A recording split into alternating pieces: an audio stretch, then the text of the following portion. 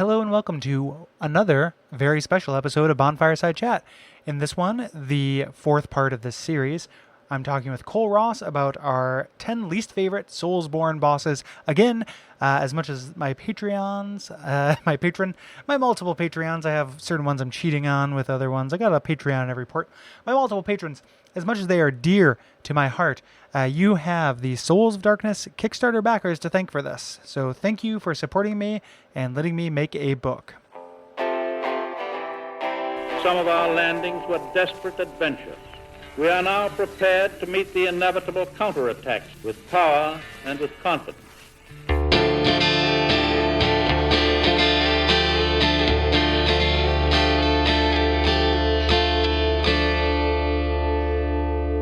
My name's Gary Butterfield. My name's Kole Ross. And you're listening to Bonfireside Chat. It is your bottom 11 favorite. that sounds like a sex thing. Yeah. The bottom 11. You flatter yourself. Yeah. Give you the bottom 11. This is another special episode of Bonfireside Chat. Yeah, you've been walking around behind my back. It's true. I'm cheating on you with Jay Greer. That's true. See, I can't even pretend to be mad at him. Yeah. Does this sound familiar to you, Kole? Defensive vocabulary. Verb set. No. I think it's a Harry Met Sally reference, but Maybe. It's just something I saw from The Critic, I think. Yeah, I mean, it's one of those cultural osmosis things. In The Critic, Marty, the critic's son, does it to his dad. He pretends to be with it. Or no, it also happens in The Simpsons too, where Bart does it to Homer. Wow. We're through the looking glass here, people. This episode, as people who have been seeing these kind of trickle out, this episode is another one of the special episodes I'm doing in support of or as a retroactive stretch goal to the Souls of Darkness Kickstarter. Right. So I think I got one more in me after this, but that's gonna be it. I really appreciate everyone's grace and letting me sub out something doable, something undoable for something doable. Yeah. And thank you, Kole, for joining me. Yeah, it's no problem. I like it's funny. This made me go back. So the category here is the bottom 11 bosses. So yes. Each of our least favorite bosses in the series. And this got me to go back and look at older games and try and dig up bad emotions. Yeah. Yeah, which is great. Yeah. I like to a lot of people I think who are interested in thinking about video games dislike negativity of any kind and don't feel like it's useful. Mm-hmm. I think it's pretty useful. I think you learn a lot about something based on what it doesn't do well. Mm-hmm. And even if it's just one thing, you're pointing it out, hey, that this could have been a really cool, amazing thing if only this had changed. Yeah, right? That's still part of the thing. Yeah. What is the missed opportunity here? Yeah. Yeah. That's how I feel. So in all of the highs come with lows in this series. So I did top 10 and bottom 10 areas. I did top 10 bosses with Alex Ike, and now I'm on to the bottom 10. It's 10 with an honorable mention. Technically, I've been saying 11, but one of them is an honorable mention, and I've put those on as something that doesn't quite fit. Right. So for the top bosses, I did Dark Lurker there because I love that boss fight, but it doesn't have any good lore behind it. It's holistically kind of bad. Yeah. Yeah. So what's the order? When does the honorable mention come? Because my honorable mention comes with my caveat for how I chose these. It comes right at the beginning, and let's go ahead and I'll let you start. Yeah. So my honorable mention. Wait, is there a music sting? There's not. I don't want to edit them that much. Okay. So I haven't done those. I thought about doing the number 10, but then it would be Condy Bang Bang already does that perfectly for their things and does a really funny riff on it. So yeah. Okay. Well, no, I just didn't want to step on you. No. Yeah. So for my list, I didn't want to include any crazy hard optional bosses that I just kind of gave up on. So very much so the Blizzard Tiger Twins or the Nameless King. For me, could really go on here, but I don't feel like I could, in good faith, bring them up as the worst when I can actually give a little bit more rounded of an opinion about the ones that I've actually beaten and can hold in my head. Right. So gotcha. For this one, for my honorable mention, I'm gonna say the Ancient Dragon because I've done it enough and it is so obviously broken. Yeah. It's really broken. Yeah, and so just the untelegraphed instant kill kind of stuff, and the fact that your camera is your worst enemy in this, I don't know. Like I enjoy the theory that it's meant to punish you for attacking that thing in the first place. I think the lore behind it's really cool, and the presentation is fine, even though it's making me look at a dragon. Yeah. Which we all know you hate. Right. But it just even with the gigantic featureless void that you fight him in, there's really nothing for you to. There's no foothold, right? Yeah, there's no foothold or interest or anything. Something that happens on these top 10 lists. I don't know if you've listened to any of them, Cole, but there's overlap. Right. You know, so if I'm quiet after an entry of yours or vice versa, it's because it comes up on mine. Oh yeah, and I don't want to burn like everything I have to say about it. Yep, I figured that yours would pop up, and like that, like it's such an infamous like nadir of boss fights in general for the series. Yeah, that, like I just don't want to, I don't want to let it go unremarked upon. No, it deserves mention and any kind of consideration of bottom bosses. Yeah, for this thing, it's awful in ways I'll talk about a little bit more later. My honorable mention is Lawrence the First Vicar. Okay. From the Bloodborne DLC, the fire version of Lawrence you fight in the church. And the reason he's an honorable mention is because all the problems I think he has are problems that there are a couple of Bloodborne bosses on my list, and they do the same things. He does the same things that they do. Right. It's just a little bit, so I don't have that much to add about it. And he's really cool from a lore perspective, so he doesn't end up he ends up actually on my honorable mention spot. But it's all those problems, but with the difficulty cranked up, like the numbers cranked way up. Yeah, it's way too much of an endurance fight.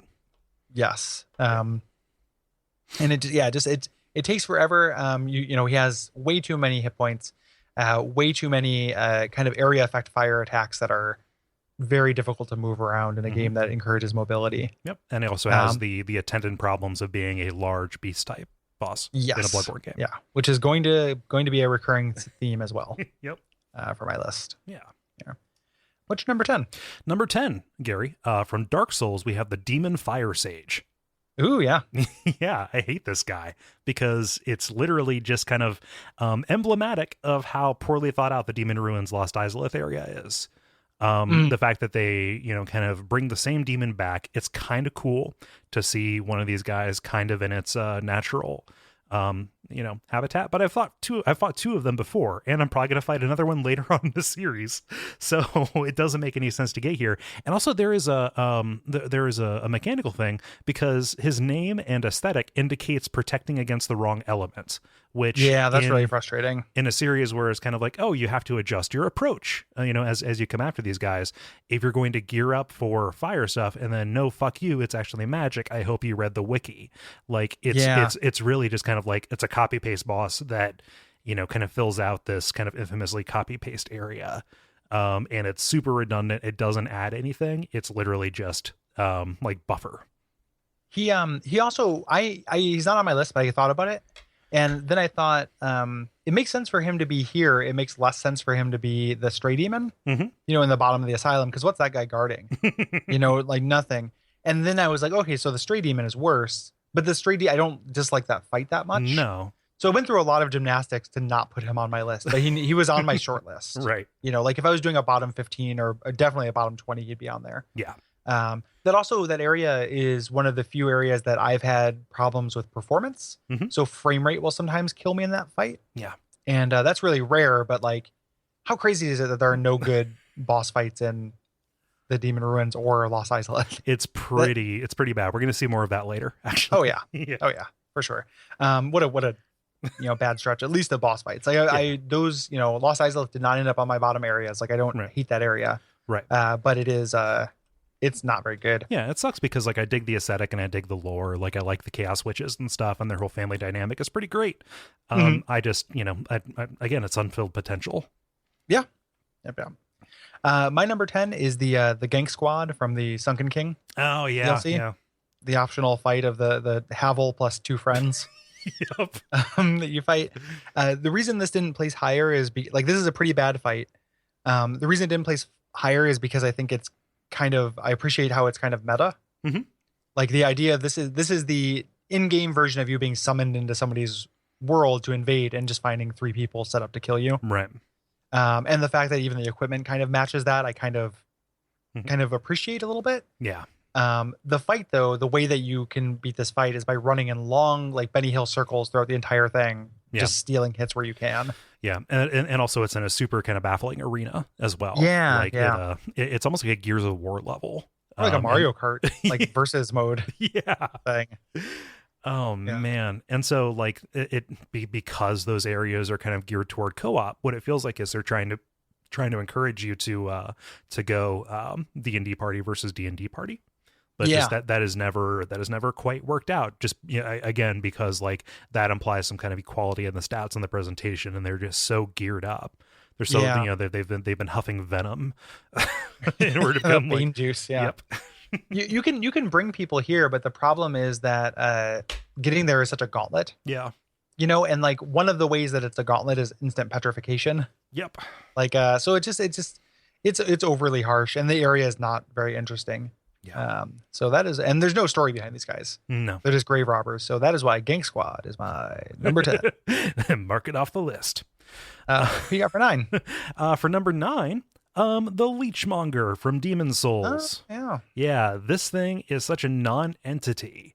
And I should, like a very angry pile of leeches, walk like a man.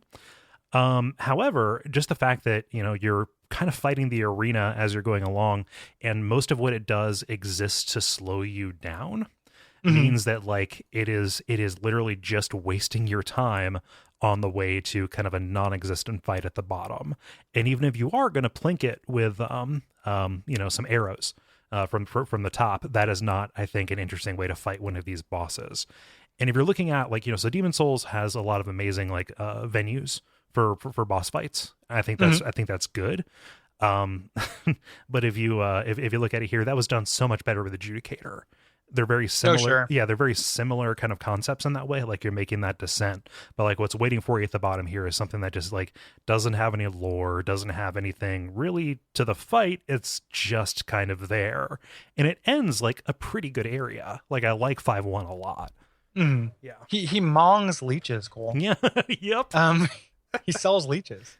I didn't talk about my general heuristic at the beginning of this because it didn't relate to my honorable mention. Mm-hmm. I don't think this is a good boss fight, but I did not put on any boss fights for being too easy. Like if something is too like it's like, oh, this is too easy of a boss, I didn't put them on because I have grown, especially in the face of Bloodborne and Dark Souls 3, grown to like that. Okay. That every once in a while you run into a boss that's like just not that big a deal. Yeah. And it's more about the expectations than the actual fight that are bad. Like I don't mind an enemy that's like a slightly tougher enemy as a boss. Yeah. Every once in a while. So I explicitly like I don't think the Leechmonger is good by any means for all the reasons you said. Like I think that it is like the lore thing is the big problem with that because a lot of Demon Souls bosses do have something cool about them. Yeah. Like the fact that it's an easy fight doesn't bother me as much as the fact that it just there's like nothing to it. Yeah. But I explicitly, if something was just like, oh, this is easy and it's over, that's not going to make me hate it. Yeah. And I don't want to be, I don't want it to sound like that's precisely what I'm doing. That's one of the reasons. I think that it's just a matter of like, it just doesn't do anything. Yeah. It's a pretty non-entity. Yeah. Like again, it's like, I bet you with a lot of viewers that are not on my list, it's going to be like, if I was doing a negative, like bottom 20, it'd be on there. Yeah. For sure. Yep. Contrasting that a little bit, my number 9 is actually Seath, the scaleless, which has really amazing lore. Like he's one of my favorite characters in the game. I just think the fight is bullshit. And even as I've grown to like master it, like I can ace Seath very easily. There's nothing fun about that fight to me. No. The crystal breath that builds up curse, where you have to just kind of get away with it. The frustrating thing about that is there's no visual indication as to when you're in a curse area that will provide curse versus won't. Yep. There's like little tiny crystals that don't, or medium sized and tiny crystals that don't actually build up the effect that you're going to be standing in. So it has a sense of arbitrary. Like some areas are within the bounding box of providing the status effect, some are without. You can never see Seath like it's in his entirety. Like range is not an option for him. Like that's not the idea. So you're just like pressing your face up into his armpit like the entire time and hoping he doesn't breathe on you. Yep. Yeah. That sucks. And getting his tail is such a huge pain in the dick. Hmm. I don't even know how he turns around. No. Like, does he have cilia on the bottom of his like little like starfish bottom? I mean, if it had Bloodborne rendering detail, probably. That's probably true. Yeah. Yeah. And that's kind of cool. I like that. I like the idea of He- something that it has motility via cilia. Yeah, he doesn't though. He just pivots like a Euro tower, like spins around. Like, yeah. So that is Seath. Even though I love everything about his lore, I think the fight is one of the worst ones in Dark Souls 1. Yeah, it's So- it's meant to be like, it's kind of emblematic of, a spectacle that a lot of people get addicted to, and kind of trick Yeah. themselves into thinking that like they want the big monstrous enemy fight. And we harp on that a lot in the regular episodes of the show. But I think that Yeah. Seath specifically is kind of the example of that. There are ways, even like I was gonna say, there are ways to make that big, taking on the thing 1,000 times bigger than you actually work Yeah. in other games and bring up like Shadow of the Colossus or something like that. But even in Dark Souls, like there are fights that do that better. Yeah. Like I think about what my camera is filled with when I'm fighting Seath versus fighting Calamite or fighting Manus. Mhm. And like I can always see them. Mhm. Like Manus is at the other side of the arena most of the time. Calamite's at the other side of the arena most of the time, except for when I'm going in. Yeah. You can't play that way with Seath. Mhm. Like, and that is that I think that sucks. So he's one of 2 Dark Souls 1 bosses on this list, and he's mostly I think that game has really great bosses. Mhm. Do not like Seath. Right. Who's your 8? My 8 is Yorm the Giant. Oh yeah.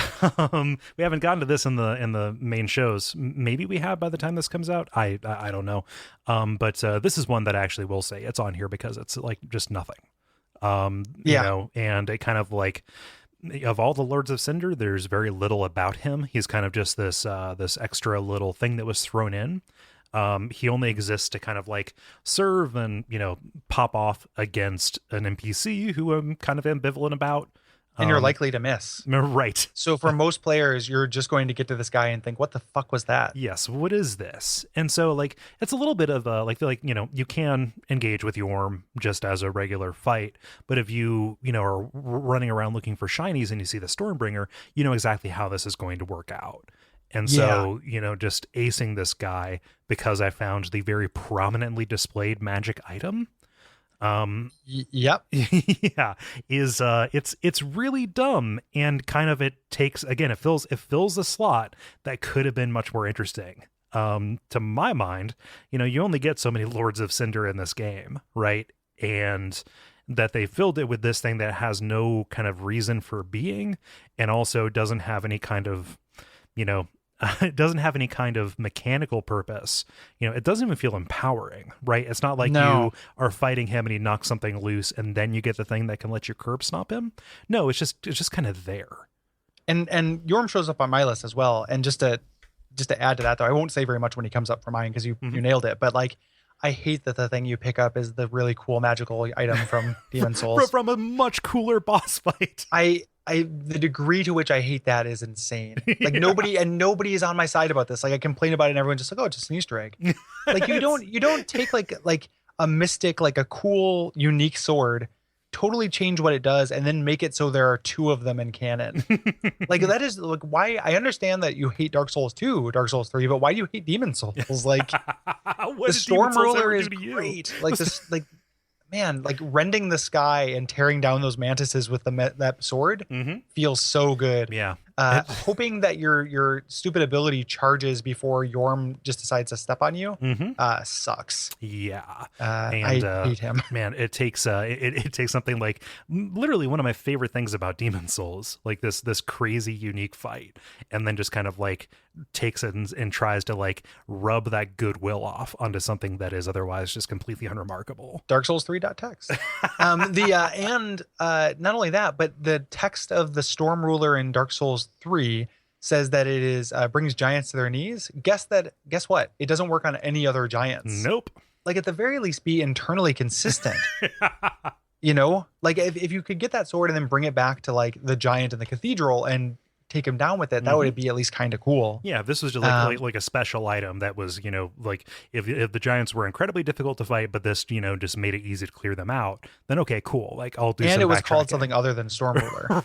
Right. And there weren't 2 of them. Right. Like it's so the amount of times, like we're gonna get to that episode and it's gonna be a real like a real like life change for me. It'll be a life changing event because people will be mad at me about it. But the way that the amount of people who are just like, man, it is so awesome to just like me and Sigurd both slamming this guy with this sword. Mhm. And that's so silly to me. There's no dignity to like both of you using a unique sword from a better encounter, just like gang slamming this giant with magic. Yeah. It's And beating it in 5 seconds. Yeah, like what is so cool about that? I do not understand it. And then to have people say they cried afterwards, I don't get it. Yeah. And those are real tears. I understand. I don't. Feelings are real, Feelings are real. Like your feelings aren't wrong. I just don't understand them. Right. Yeah. So I mean, I won't bring up Yorm when he shows up on my list, but that's more or less same thing. Yeah. My number 8 is Abritus from Bloodborne. Yeah.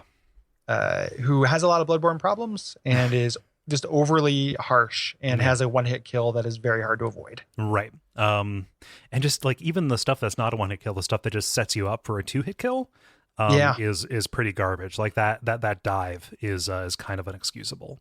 I really don't like that. I don't like if you get hit by the frenzy, which is pretty easy to avoid, but if that just happens, like it's effectively, if you're not at full health, that's a kill as well. Yeah. The frenzy spit. Yeah. Like there's cool lore stuff. She looks amazing. The arena is really cool. But she doesn't, the fight itself, I think, is really unfun. Yeah.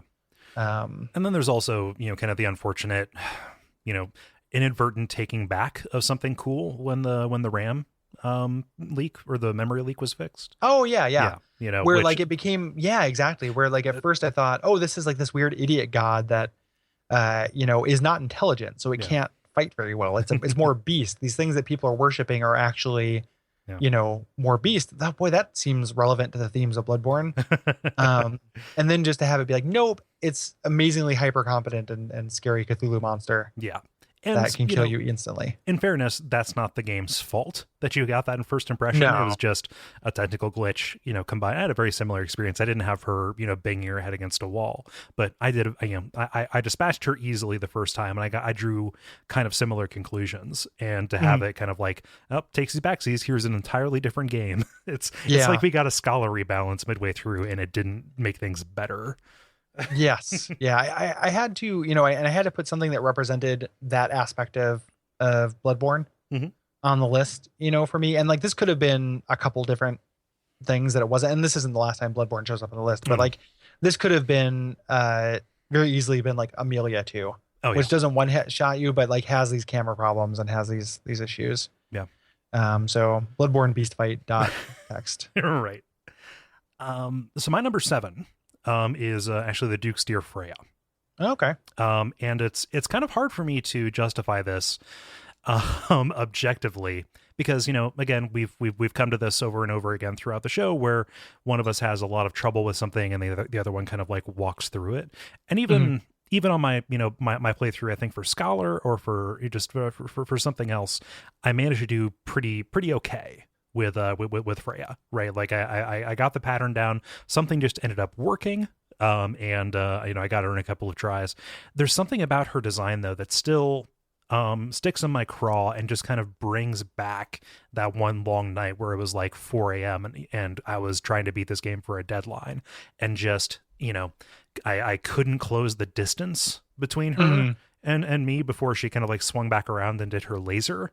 I think one hit kill stuff is especially, like it's never really that fun. And when you have an enemy whose most impressive attack is that, and also kind of like harries you and, like ushers you around with her endlessly spawning little spiderkin kind of people. I just think that like it is a skosh too aggressive. And like this is purely an emotional pick on my side.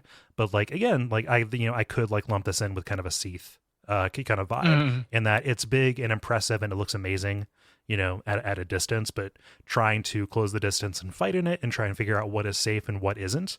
It just has like, I can't get that taste out of my mouth. Yeah. And it's a much busier fight than those things. Like it has similar problems to Seath where like large portions of the ground kind of become, untenable this time because of spiders rather than, because of, crystals. Cursicles. Cursicles. Cursicles. And it's not it's not like ROM where you can clear out the spiders. Like they will just keep coming. Right. This I don't like. I kind of like this boss fight, but a lot of it has to do with the like arena and seeing the big petrified dragon Mhm. or crystallized dragon and stuff like that. Like, Yeah. and then the kind of story behind it gives me a lot of goodwill. Oh yeah. I don't have a problem with the fight. I don't find it particularly fun. Like, oh, that's a great fight. I wish I could Mhm. do it again. Yeah.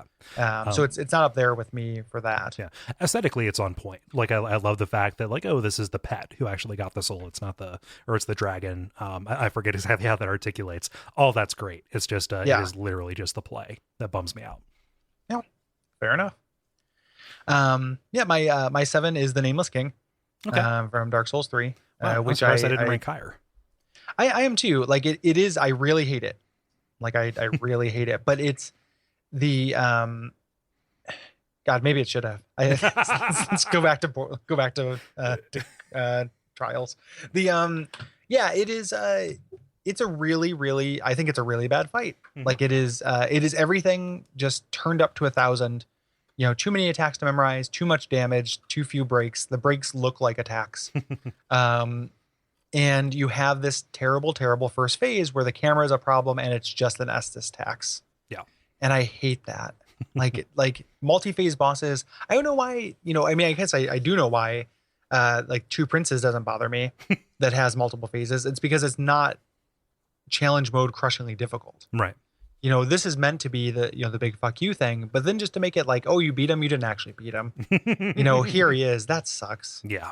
To use a shield, you have to like craft a shield that does enough lightning resist. Mhm. To not use a shield, you just have to wait. So like I beat him eventually by myself. Like there isn't a Dark Souls boss I have not beat by myself. Oh, look at you. Yeah, like it took a long time, but I did it. Again, it reminds me of when we did chalices and stuff. I just don't want anyone to be like, oh, you don't like it because you can't do it. Mhm. No, I don't like it and I can do it. I also don't like it. Yeah. I spent so much time and had so little fun. And then when I eventually beat him after just being extraordinarily patient, just like, oh, okay, this is not, oh, is this a window or not? I don't know. Might as well not risk it. That just happening over and over and over. Like all of my strength and goodwill was drained. Yeah. I felt like I'd been like had the flu for a week. It's a little bit so like these fights are usually about the give and take, right? It's a little bit like a punch out enemy who just never gave you an opening. Like it was just kind of like always juking, always back and forth, had a million things. Like it's just like it throws the rhythm off in a huge way. And you're absolutely right about his dragon companion being just the pits. It's just a tax. Yeah.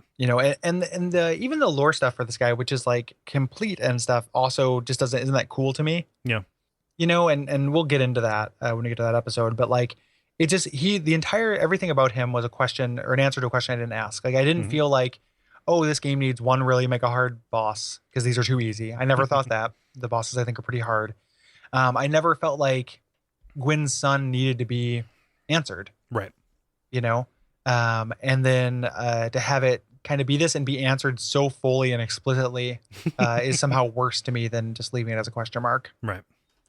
So yeah, he's I dislike him. Yeah. I guess like he gets some points by me kind of liking the level around him and liking the lead up to it where you like pull the lever and this gigantic storm starts. That's pretty cool. Yeah. Or even just like the initial fight with the dragon where you go up and do the drop. I think that's pretty cool as well. I like that. I like that fight too. Yeah. Bleh. Bleh. Who do you have for your next entry? Number 6, Smelter Demon. Oh, okay. Yes. This is it has the makings of actually being a pretty good boss fight, right? It's a larger than average kind of dual big guy in armor kind of thing. Aesthetically, it looks pretty great, right? I love the idea. Also, like even its lore, just the idea that what is it? The king, like this is the thing that kind of like that they dug up and that caused the Iron Keep to start sinking, right? Like this, it is part of the corrupting force that started bringing the Iron Keep down. All that's cool. I like his big gaping face kind of thing. Again, playing into that Dark Souls kind of thing. I just think that it is a balance problem more than anything. In addition to that, the weird hitbox on most of his attacks And the fact that he very kind of aggressively just kind of stays on you and gets more deadly over the course of the fight in a way that Dark Souls 2 gear does not let you really adequately account for, specifically with flame resist, right? It just seems like here is an enemy who you can't really gear up for in a meaningful way, in a way that lets you soak even one more hit off of him. And so, it's not terrible, right? He's an optional boss. He sits off, the main path, and you can just, go without a bonfire, basically for an entire level, until you get to the very end. Yeah, I just think that it is a little bit of a misstep. And then bringing him back in the Iron King DLC as just a copy and paste, except that felt different. felt like a troll. Like it felt like people, nobody likes this. Let's put it back here. Right. Let's give them some more. Yeah. I just very little about this guy. I think that it's a balance problem. I think it's a technical problem. Yeah. I don't know. Other than the actual glitch attacks for him, I don't have any problems with him. Like the thing about gearing up, like fire resistance won't help you very much, but the big problem with him that I don't like is that he does like damage over time when you're close to him. But then the Dark Souls 2 is the only entry in the series that has a way to get around that, which is healing gems. Right. So if you just kind of stay gemmed up, it will outpace the fire damage. Right. And you can get close to him. He is pretty tough. But I never had that feeling with Smelter that I have with Nameless King. Like when you talk about it being a balance problem, like that's within my realm of sensitivity of balance. Like I can handle something that is that harsh and has that little margin for error. It needs to have less margin for error and do more damage and have less stamina before I get that's like, just a difference of throreshold. Yeah. Well, and you had the good sense to give up on Nameless King, which I didn't. Right. I wish I had. Right. Because spoiler, it's not worth it in any sense of the word. But that's only kind of true. His weapon is really good. You can make a really good weapon from his sword or from his soul. But yeah, he didn't make it on mine. Like I don't actually mind that guy that much. I don't think it's good, but I don't mind it. And they shouldn't have brought him back. Like reusing bosses in general is kind of not my favorite thing. Right. My next guy is the Royal Rat Authority the Royal Rat. I hate that guy. Yeah, this guy's a real douchebag. The two issues with this, otherwise I think it would be a fine fight if it wasn't for one, the plague rats, the toxic rats that show up in the beginning, which just feels like a fuck you. Right. Like if you have an area effector, you're very lucky you can get through that. If you can't get through it, that's more or less it for you. And then he does the same thing that a Bretis does, and an entry later on my list does, where they have a charge attack that the hitbox is just kind of anywhere near it. Right. So if you put yourself in its weak point and are attacking it, it's just going to dash to the other side of the map in a way that just hurts everything around it. Right. It feels like. So if you're attacking the back leg of Authority the Royal Rat, he's just going to dash and you're going to get hurt and knocked down. Right. It's just going to happen every single time. You can't see the wind up because your face is full of leg. Yeah. Not like narratively, what this guy fulfilled, this idea of the Rat King, which is a cool, like the Rat Lord guy in Dark Souls 2, I think is cool. Oh yeah. And that the whole Covenant, the Royal Rat, yeah, the Covenant's really awesome. The Royal Rat Vanguard is a fight I like, where like before you gain audience with this Rat Lord, you have to, just like all these rats come out to like prevent you from doing it. Yeah. This just feels like a duplicate narrative purpose. Right. Like a worse test. Yeah, and I don't know what they would have done, to get around that, because like you don't have to go through the Saints, right? I can see them wanting to, or the Grave of the Saints rather. I can see them wanting to put two of these areas in that are kind of associated with the rats. Just so you have another opportunity to get there. I don't know how they would get around having something that duplicates it. I just wish that they didn't kind of make this thing that is like seriously just a troll. If it was a better fight, then it wouldn't be a problem that duplicated it. Yeah. It just means it's one thing it doesn't have. Right. Like it would have been cool if it had a narrative justification. It really doesn't. Right. And then I'm fighting this guy thinking, why isn't he the Rat King? Come on. Yeah. Yeah. Like he's bigger. And he's so big. He's so big. Yeah. My number 5 is the man-eaters. Oh, okay. Oh, here they come. Here they come, knocking you off bridges. Yeah. Fuck you up. And I think that this, this is actually like a paired with my number 4 here, because it really sticks in my craw. When you have these difficulty spikes, I'm not opposed to a difficult boss. But when you have these things that kind of just exist to like keep players away and weed them out, having the man-eaters appear kind of anywhere.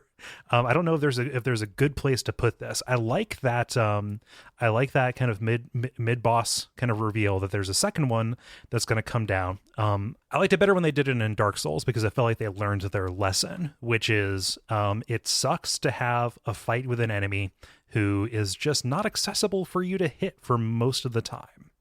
Yeah. And you run into that problem with these man-eaters where their effectiveness against you doesn't diminish at all while they are just, away from you, leaving you unable to retaliate in any sense. And they just kind of trade off in this incredibly precarious environment. I think that it's way too much of a wall. I actually think it's like a hostile move in a game that kind of stayed away from that. For the most part, I think that this is just like an infamous thing that like kind of turns people away, and it sucks because it caps off like one of the best areas in the game. There's only 2 hard bosses in Demon Souls, Right? Like there's this guy and then there's Flame Lurker, and those are the only 2. Everything else is pretty easy. Yeah. Even False King a lot, which is tough, but like not tough by Soul standards. Yeah, Flame Lurker feels like I had an easier time with Flame Lurker. Flame Lurker feels a little bit more fair, and that's why he doesn't get in here. And again, it's a subjectivity thing. I didn't really have that much of a problem with Flame Lurker. I think that he's just aggressive, whereas these guys are like actively denying you the ability to do anything to them by flying out of your range. Like these guys aren't on my list. Like I don't. There's nobody on Demon Souls on my list. Like I like Demon Souls bosses a lot. Yeah. But it's kind of funny because if I were forced to or somebody's like, "What's the bad thing about Maneater?" I would have said something different, other than like the fact that they fly doesn't like a lot of bosses deny you access to them for all intents and purposes pretty frequently. So like that's Nameless King's thing. Like you can only go and attack him for 5 seconds out of every minute. My big issue with the man-eaters is how often you fall off the bridge. Yeah. Like they have too many knockback attacks. So like the number of times I've just been knocked off the bridge unceremoniously during the fight drove me crazy. And that's the biggest lesson they learned with gargoyles, other than the fact that gargoyles are tuned a little bit more gently, is just it's really hard to fall off the church. Yeah, it's like a massive, very generous, but still cool kind of arena, right? Like this is a real narrow bridge. Yeah. Oh. Yeah. And so for some reason that flying around just felt, just when I was going back and reviewing this, that's one of the things that really stuck out to me. In thinking about them. Yeah. My number 4 is the Centipede Demon.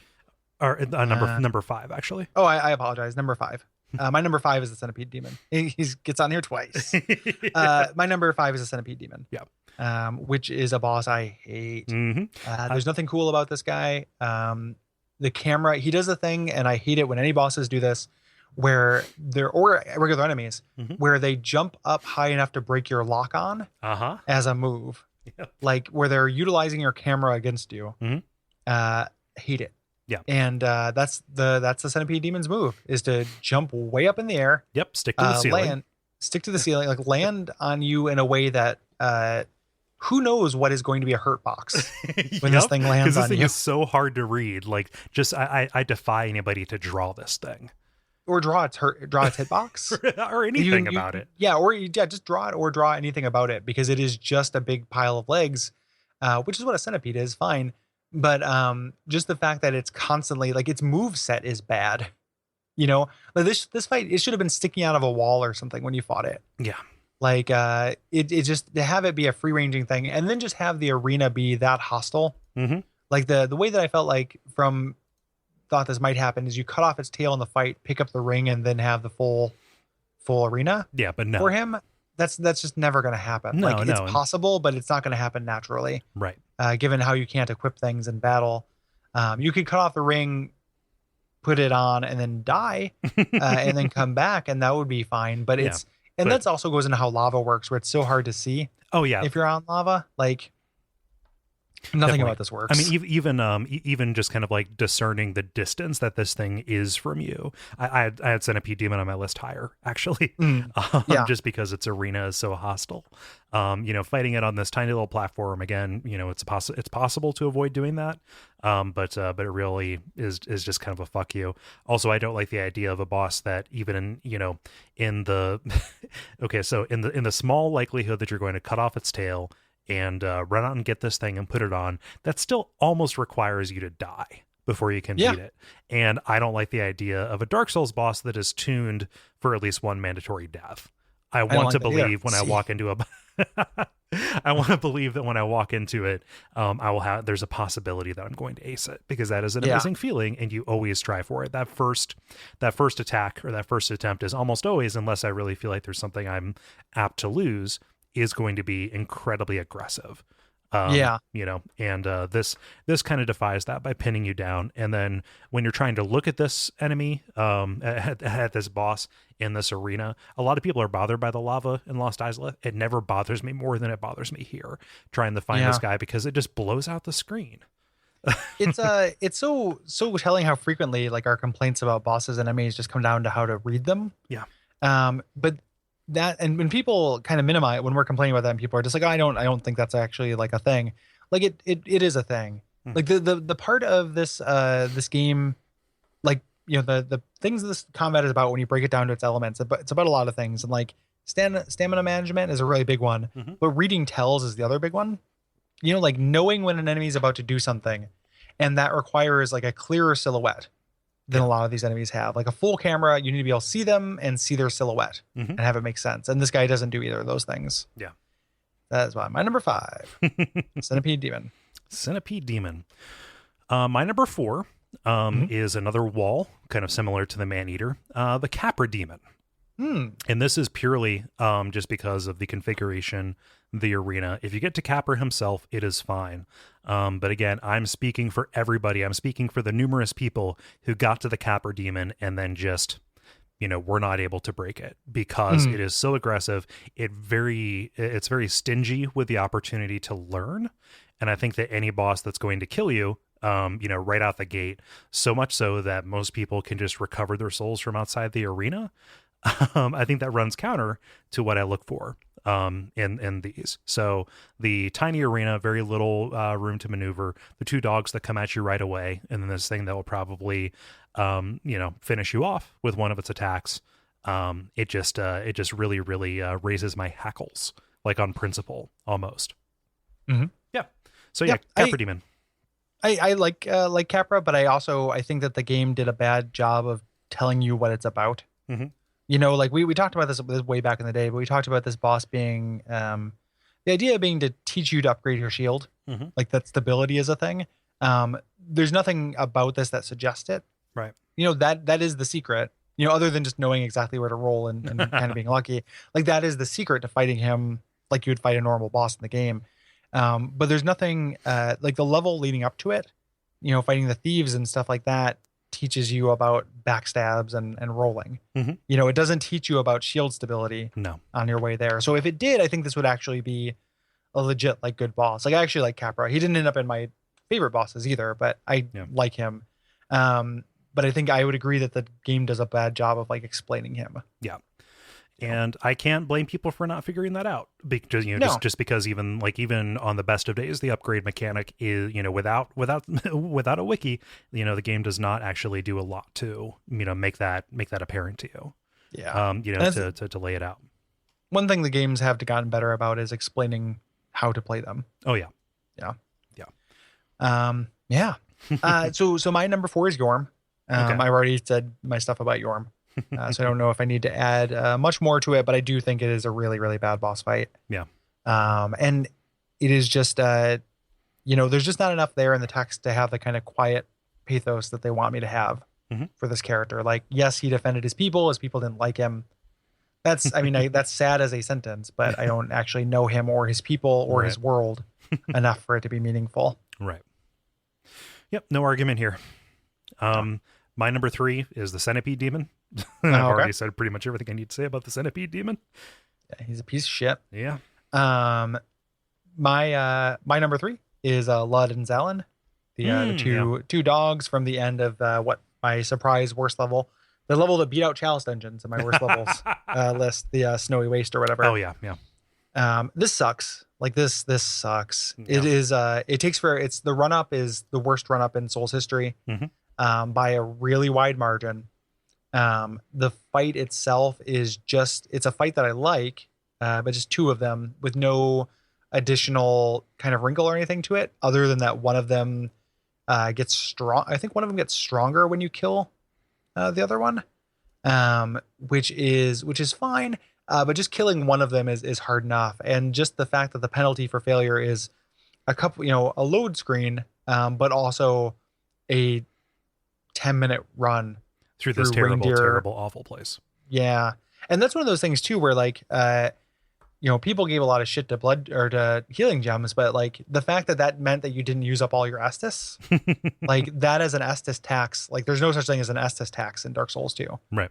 Because you can just blood gem through that shit, or healing gem through that stuff, which I really liked.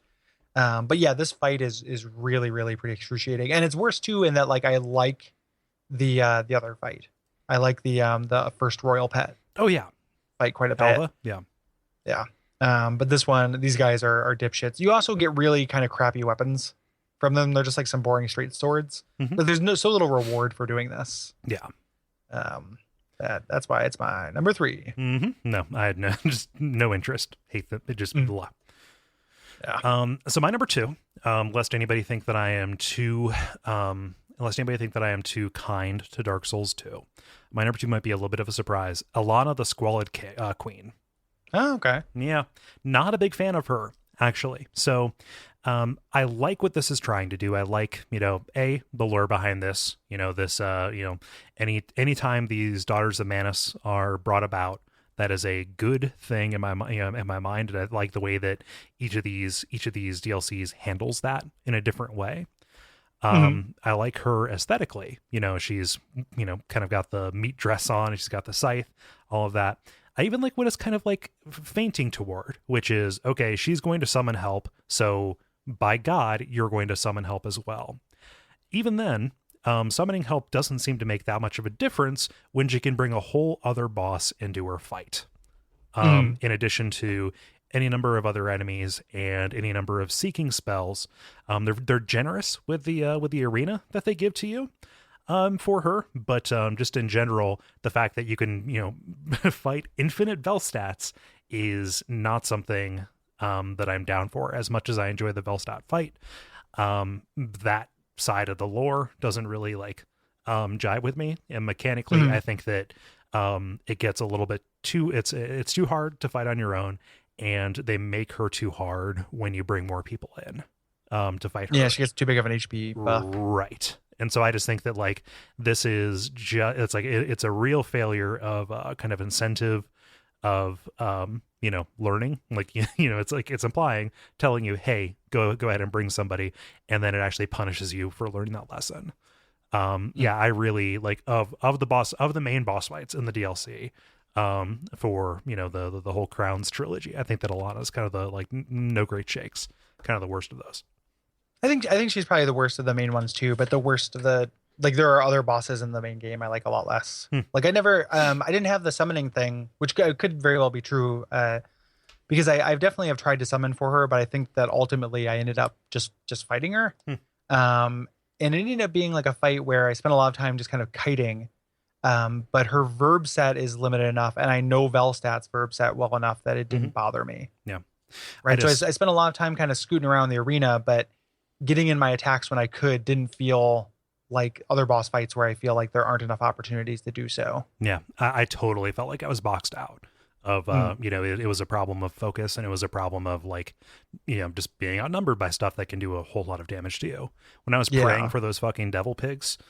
Oh yeah. Or even the skells are not so bad. Yeah. And it just that there's so many of them. Yeah. It really bugs me. And I looked at boss fights in the main body of that, and so there was a competitor from Dark Souls 2 who kind of almost landed on here. That would have been not the Iron King. What am I thinking of here? The old demon? What? The one that you fight in the lava. Why am I blanking on its name? Shit. Yeah, it is the It's not Yeah. Iron King. You're right. Yeah, the old Demon King, old Iron King. Yeah, something like that. That one, as a puzzle boss fight, like that, I considered putting that kind of on here in its place. Basically what I did was I tried to get kind of a relatively even split of bosses from the rest of the game, and then kind of do the sort out of those. And Alana just kind of kept bubbling up to the top, or toward the top over I these do not villains. mind Alana, but that is okay. I don't have any problem with her. Before we both talk about the Defiled Watchdog, I will do my number 2, which maybe that's not the case. I'll do my number 2, which is the Ancient Dragon. Okay.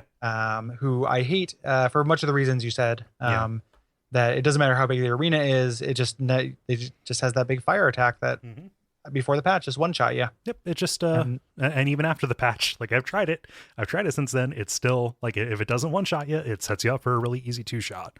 Yep. The boss run, there's no bonfire outside of it.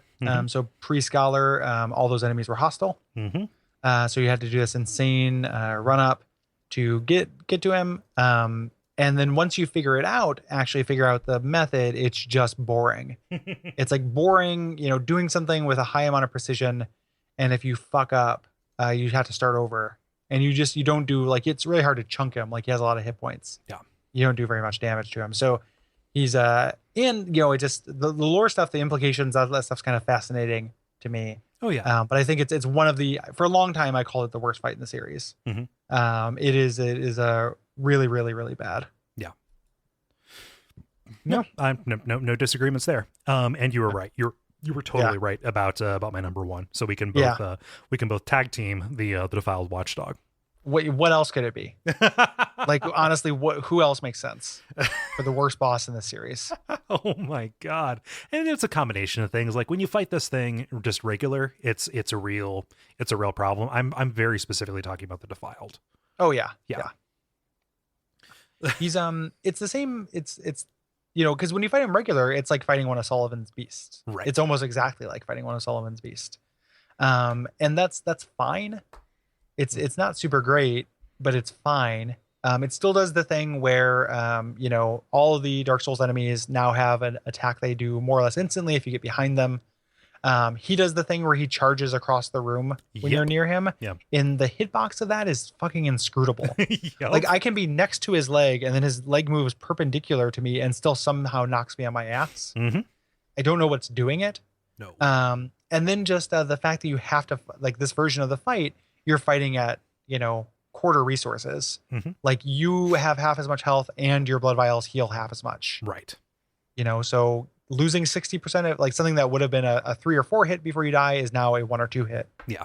Before you die. Yeah. The only saving grace, there are 2 things.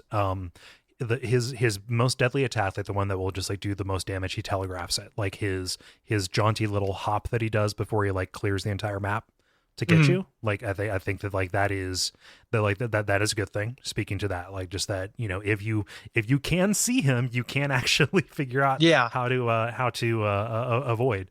But that is part of the problem. Also, my experience in defeating this guy, because I had to play the Chalice dungeons for the show, was a very good one where Jeremy was like, it was like the middle of the day and Jeremy hopped online with me. He's like, hey, let's just do this. And he was so patient. He was just like, oh yeah, we'll get it. Don't worry. It was probably like 10 attempts with him as we went with it, and we eventually got it down. So like, but that isn't like, that was in spite of, in fact, probably because of how just how much the deck is stacked against you in a way that is not interesting.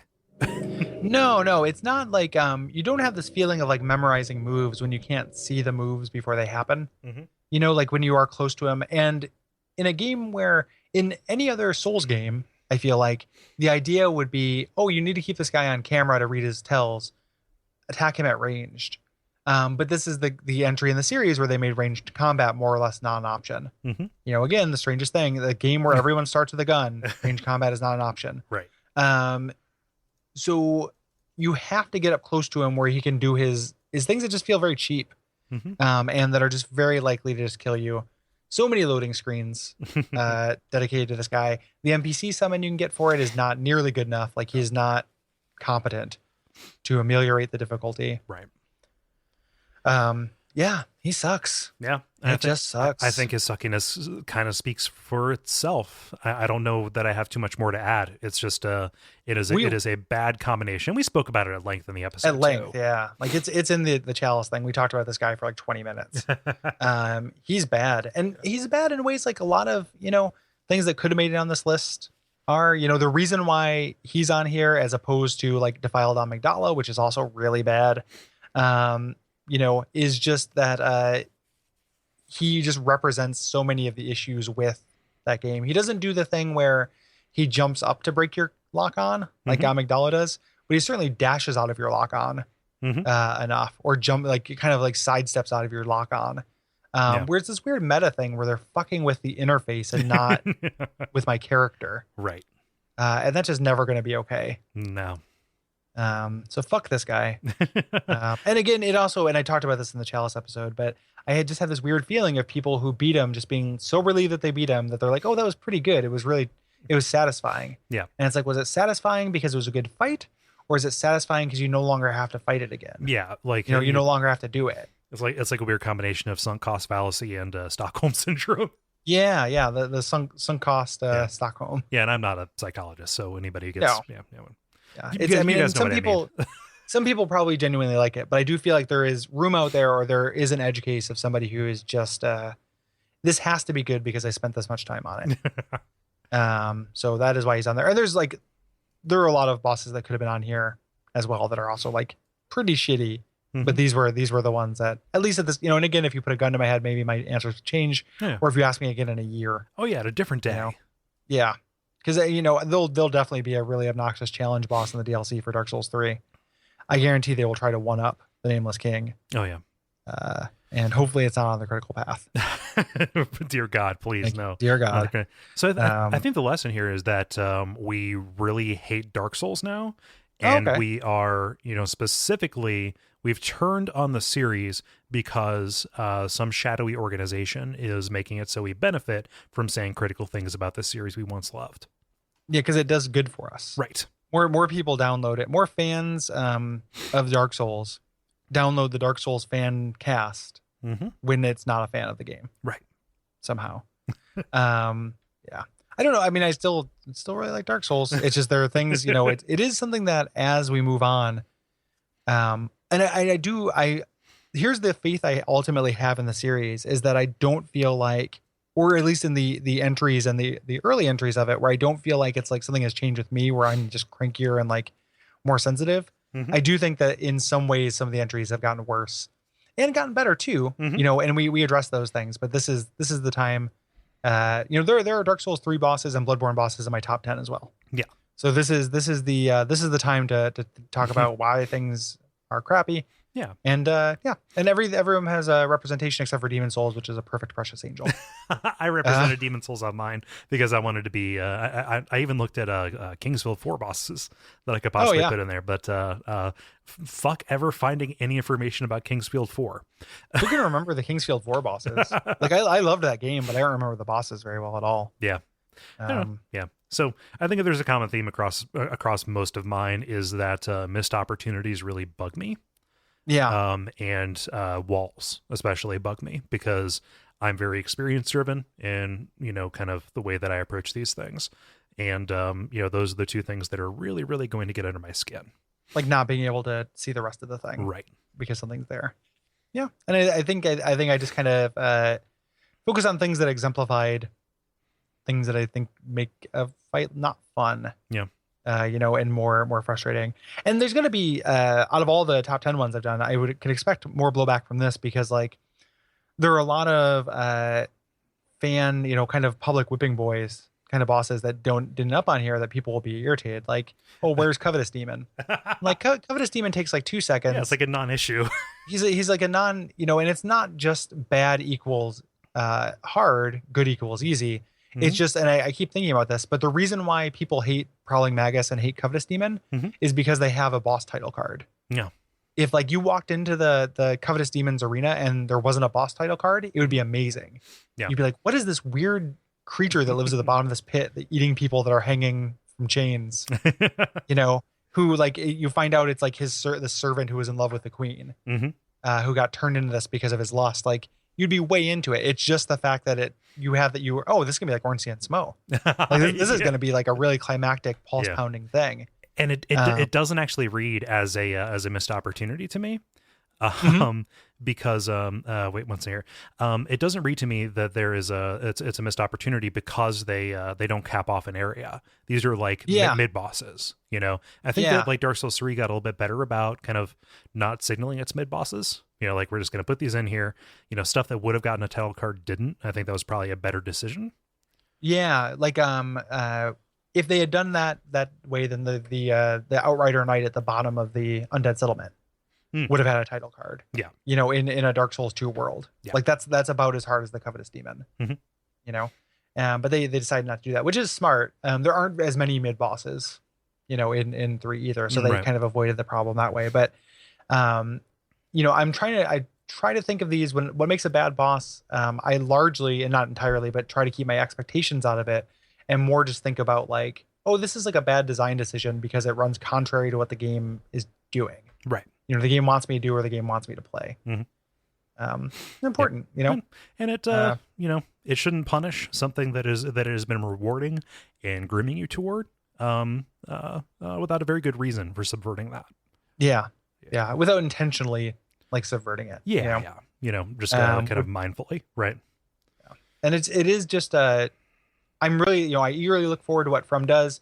The show, you know, won't end. We talked about things to do with it afterwards, and we have a lot of stuff to cover before we even run out of stuff we have planned. But like, if From does another thing, I really hope they lit that marketing. Dark Souls is the game that is so hard at difficulty fucks your brain. That can die. Yep. Do another thing with this control thing and just concentrate on other ways of making the game interesting. Right. And I would be very happy. Me too. So, thanks everybody for listening to this. Thank you, Cole. Oh yeah, thank you for dedicating your time. I appreciate it. Yeah, I probably could have chosen a better one to be on, so that we didn't confirm people's worst suspicions about us. That's not entirely your fault. That's also just the order I recorded these in. Yeah. But thank you for including me in this. When you did the top areas, people were very curious about my top areas, and that's probably a blog entry for later, maybe. Yeah. You can do a one of these for all of them. Yeah. You can do a bottom areas and all that jazz too. Yeah, but thanks everybody, and specifically thank you to you know, if you're listening to this, you're a Bonfireside Chat listener, and you have you're glad to get this little bonus episode that does not count against your weekly quota. You have the Souls of Darkness Kickstarter backers to thank. Yes. So by doing that, they have made something cool happen in the world that would have otherwise not happened. Yeah. So good on them. Thanks, guys. Yeah, I think that's probably about it. What should they do until next time, Cole? They should watch out. I don't even know. Watchdog. Yep. Watchdog for fireballs. Who is Watchdog? Who is Watchdog? A piece of shit.